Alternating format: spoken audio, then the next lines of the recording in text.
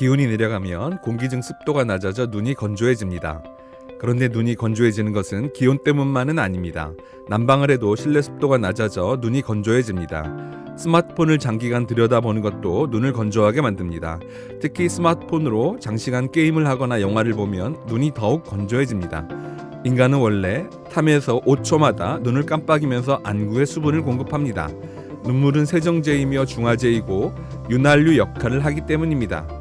그런데 게임 등 무엇인가에 집중하면 안구는 거의 움직이지 않고 눈꺼풀도 다치지 않아 눈물이 안구를 적시지 못합니다. 마치 다른 사람과 눈싸움을 할 때처럼 말이죠. 최근 자료에 따르면 20, 30대 연령층에서 안구 건조증 환자가 크게 늘었다고 합니다.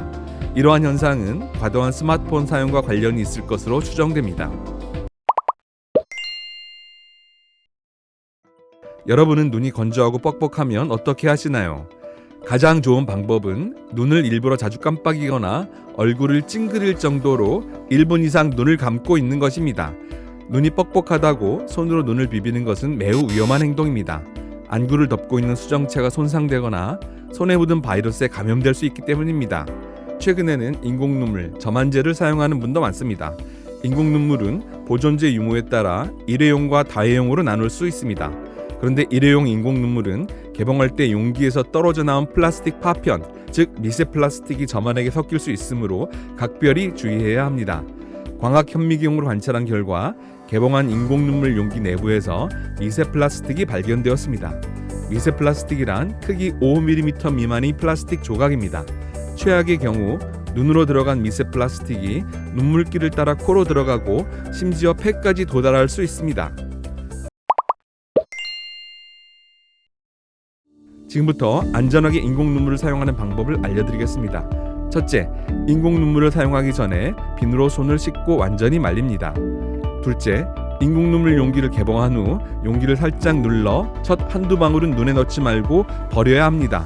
이게 가장 중요합니다. 셋째, 안구가 손상되지 않도록 용기 끝부분이 눈에 닿지 않도록 해야 합니다. 넷째, 눈을 위로 향하게 하고 아래 눈꺼풀을 손가락으로 가볍게 당긴 후 자극이 덜한 흰자위나 빨간 살 부위에 살짝 떨어뜨리는 것이 좋습니다. 다섯째, 일회용 인공눈물 용기는 청결하게 보관하고 이물질이 묻지 않도록 해야 합니다. 여섯째, 개봉한 일회용 인공눈물은 다른 사람과 나눠 쓰지 않도록 합니다. 일곱째, 콘택트 렌즈를 착용한 상태에서는 보존제가 들어간 다회용 인공눈물을 사용해서는 안 됩니다. 보존제가 눈과 렌즈 사이에 갇혀 염증을 일으킬 수 있기 때문입니다. 여덟째, 쓰고 남은 용액과 일회용 용기는 즉시 버려야 합니다. 한번 쓰고 버리는 일회용이라는 사실을 꼭 명심하시기 바랍니다. 마지막으로 건강 팁을 드리고자 합니다. 안구 건조증을 예방하려면 평소 생활 습관이 중요합니다. 눈을 자주 깜빡이고 실내가 너무 덥거나 춥지 않도록 하며 물을 자주 마시면 좋습니다. 먼지가 많은 곳은 피하고 화학물질 노출도 줄여야 합니다. 머리 염색을 자주 해도 눈이 건조해집니다.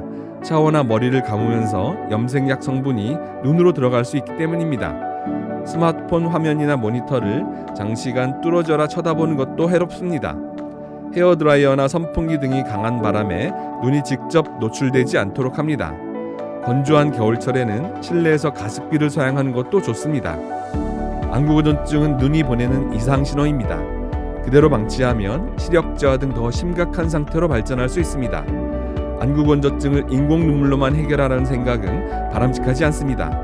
앞에서 말씀드린 것처럼 우선적으로 안구를 건조하게 만드는 행위들을 하지 않는 게 중요합니다. 오늘 영상은 식품의약품안전처가 발행한 일회용 점안제 안전관리 가이드라인을 참조했습니다. 이상 환경보건학 박사 전상일이었습니다. 감사합니다.